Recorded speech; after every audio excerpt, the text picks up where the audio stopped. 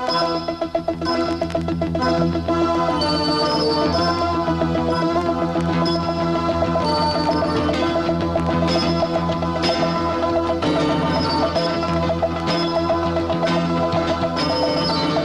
this videotape, we will look at two methods of machining offset holes in a workpiece on the engine lathe.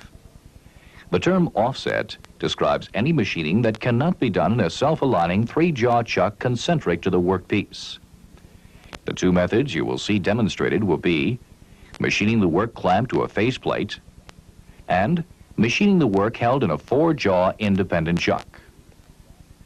After viewing this videotape, you should be able to describe the safety procedures for machining offset holes in the lathe, describe the steps in setting up a lathe to machine offset holes with the work clamp to a faceplate, and describe the steps in setting up a lathe to machine offset holes with the work held in a four-jaw independent chuck. The machine shop can be an accident-free place to work if you observe certain safety practices. Always wear safety glasses. Remove all jewelry.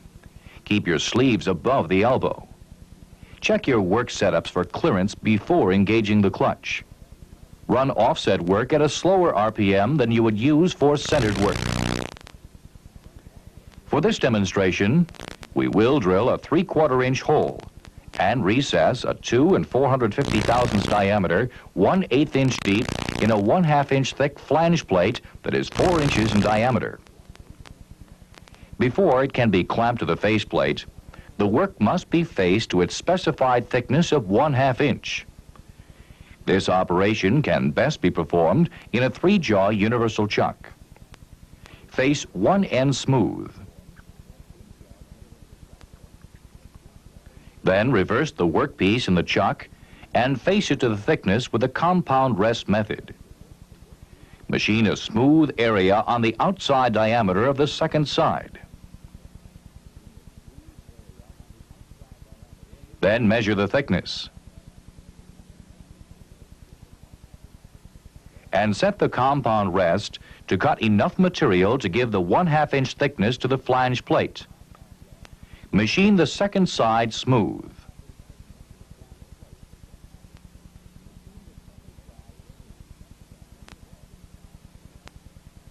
Next, lay out the work as specified on the drawing. Glue both surfaces of the workpiece. Use the vernier height gauge with the part clamped to an angle plate. Set the height gauge at 2 inches, which is 1/2 the diameter. And scribe a line across the workpiece at the center height. Now rotate the work 90 degrees on the angle plate and use a machinist square to align the scribed mark.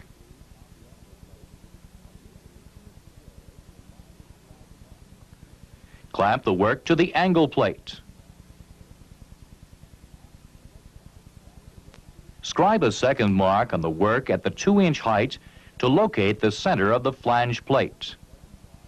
Now, reset the height gauge to 1 inch and scribe the center of the 3/4 inch hole, which is offset 1 inch from the center of the flange plate. Remove the work from the angle plate and center punch the center to mark the 3/4 inch hole. Replace the flange plate on the angle plate with the center punch side to the angle plate.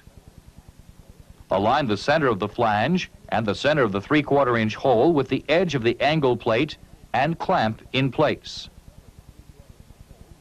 Set the height gauge to 775 thousandths and mark the center point of the recess, whose center is offset 1 225 thousandths of an inch from the center of the flange plate, or 775 thousandths of an inch from the edge of the plate. Scribe the line. Reset the height gauge to 2 inches and scribe the center of the flange plate. Loosen the flange plate and turn it 90 degrees on the angle plate. Use the square to line up the scribed line. Clamp the workpiece and scribe the center line on the flange plate. Remove the work and center punch the center of the recess. Then set a pair of dividers to 1 225 thousandths, or the radius of the recess, and mark the recess. You have now laid out the work so that it can be centered and clamped on a faceplate for recessing one side and drilling the other. By recessing first, you will not wipe out the layout marks for the drilling operation. Mount a faceplate on the spindle nose of the lathe, using the same procedure you use for mounting other chucks. Notice that the faceplate is equipped with bolt slots and T-slots, which will be used to clamp the work. Place a center in the tailstock and move the tailstock to within 2 inches of the faceplate. Clamp the tailstock. Place the marked flange plate against the faceplate with the side marked for recessing out. Place the tailstock centers in the marked center hole by cranking the tailstock spindle. Use a slight pressure to hold the work against the faceplate. Select the bolts and clamps you will use and clamp the workpiece to the faceplate.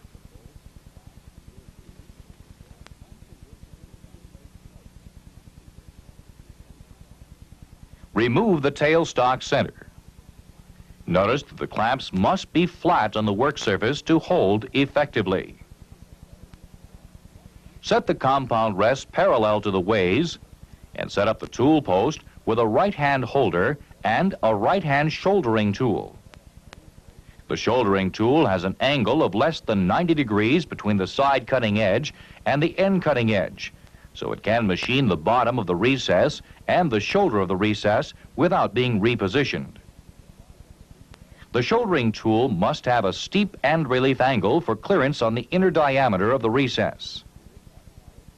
Set the tool bit at center height and move the tool to the outer diameter of the recess. Turn the faceplate by hand to check for tool clearance. Calculate the spindle RPM using the outer diameter of the recess. Set the RPM. Set the feed rate for finishing and engage the clutch. Set the cross feed to travel from the center of the recess toward the operator. Using the cross feed and carriage, touch the tool to the workpiece in the marked recess area. Lock the carriage. Set the compound dial to 0. Move the tool bit to the center of the recess using the cross feed travel.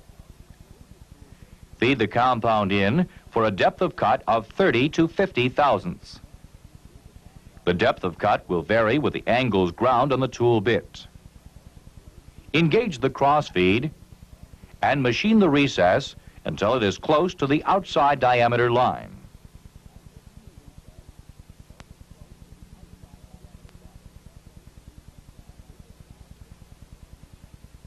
Disengage the cross feed and move it back to the center of the recess.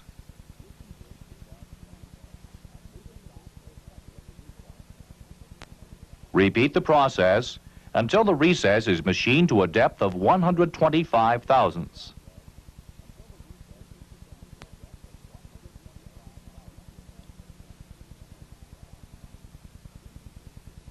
On the last cut in machining the recess to depth, disengage the cross feed and move the tool out of the recess using the compound to machine a square shoulder.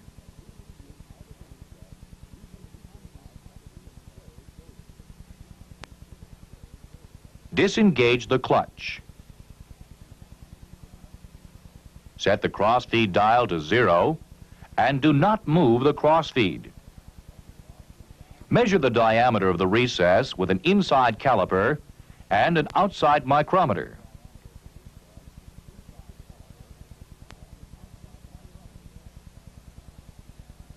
And adjust the cross feed dial to give the desired diameter.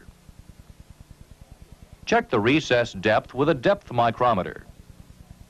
The recess depth should be machined to specifications since the compound rest was used to measure the amount of material being removed.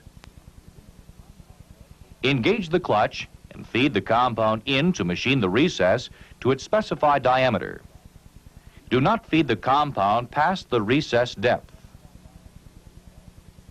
The crossfeed may also be used to remove any ridges that appear at the bottom of the shoulder. Unlock the carriage and move the tool back. Disengage the clutch. Remove the tool post assembly from the compound. You have now machined this recess to specifications. Loosen the clamps and reverse the workpiece in the face plate.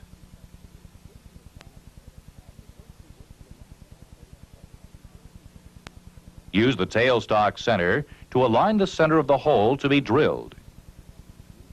Reclamp the workpiece to the face plate. Reset the spindle RPM for drilling a 3/4 inch hole. Be careful not to drill offset work at too high an RPM, since the work is offset and the weight on the faceplate is out of balance. Clamps do not hold work as securely as other chucks. Place a drill chuck in the tailstock and set it up with a center drill. Engage the clutch and center drill the work, lubricating the center drill as you go. Then drill the lead hole. Remove the drill chuck and replace it with a 3/4 inch drill. Drill the 3/4 inch hole. Move the tailstock back and disengage the clutch. Remove the workpiece from the face plates. Remove any sharp edges with a file, abrasive cloth, or a bearing scraper. This flange plate is finished with a machined hole and the recess as specified on the drawing. To demonstrate the second method using a 4-jaw chuck, we will need a 1/2 inch flange plate with the same layout lines you saw in the previous demonstration. After the plate has been faced to thickness, use the surface plate, angle plate, and vernier height gauge to lay out the workpiece, following the procedure you saw earlier in the videotape. Mount a 4-jaw chuck on the lathe spindle nose. Slide the tailstock center up to the chuck, leaving approximately 2 inches of clearance. Clamp the tailstock. To machine the recess with the work held in a 4-jaw chuck, the work must extend out of the jaws a distance of the recess depth with about 1/16 inch added for clearance. This would then be approximately 5/16 inch. Use parallels to block the work out of the chuck and to keep the surface of the flange plate parallel to the chuck face. Have the chuck jaws roughly positioned to hold the flange plate in position for machining the recess. This setup can be checked by running the tailstock center in. Back the tailstock center out. Place the parallels against the chuck face. You can let one of the parallels rest on the bottom jaw to make it easier for you to hold all of the pieces in the setup. Place the flange plate against the parallels and hold it in place with the tailstock center aligned in the punch marks that designate the center of the recess. Now, tighten the jaw. Be careful not to move the flange plate off its alignment on the tailstock center.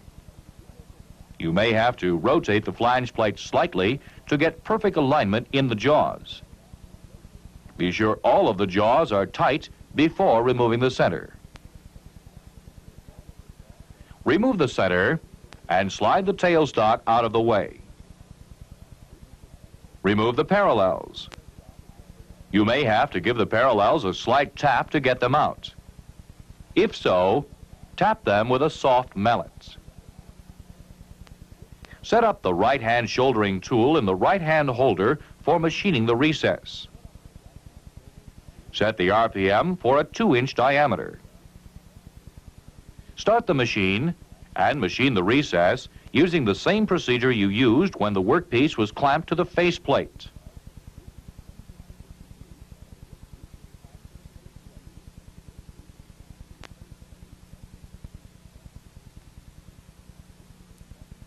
When the recess is completed to specifications, remove it from the chuck.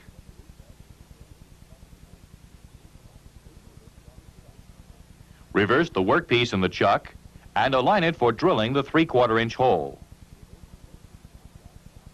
The work does not have to extend out of the jaws this time, since there is no machining on the outer diameter of the work. Use narrower parallels to align the flange plate. This will put more surface of the flange plate in contact with the jaw for added holding power. Move the tailstock center into position and align the flange plate for drilling the 3/4-inch hole.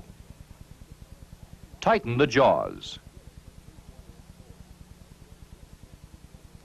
Remove the center. And remove the parallels. Reset the RPM for drilling the 3/4-inch hole. Equip the tailstock with a drill chuck and center drill. Engage the clutch and center drill the workpiece using lubricant on the center drill. Drill the lead hole. Then drill the 3/4-inch hole. Disengage the clutch. Remove the workpiece and remove any burrs or sharp edges with a file, abrasive cloth, or a bearing scraper. You have just seen two methods of holding work in the lathe for drilling offset holes and machining offset recesses. Offset machining setups using the faceplate and four-jaw chuck are only limited by the imagination and experience of the operator. In reviewing the two methods of machining offset holes, you should now be able to describe the safety procedures required for machining offset holes, describe the steps for setting up work on the faceplate and machining offset holes, and describe the steps for holding work in a four-jaw chuck and machining offset holes. Remember, the imagination and skill of the operator are the only limits on setups for offset machining on the lathe.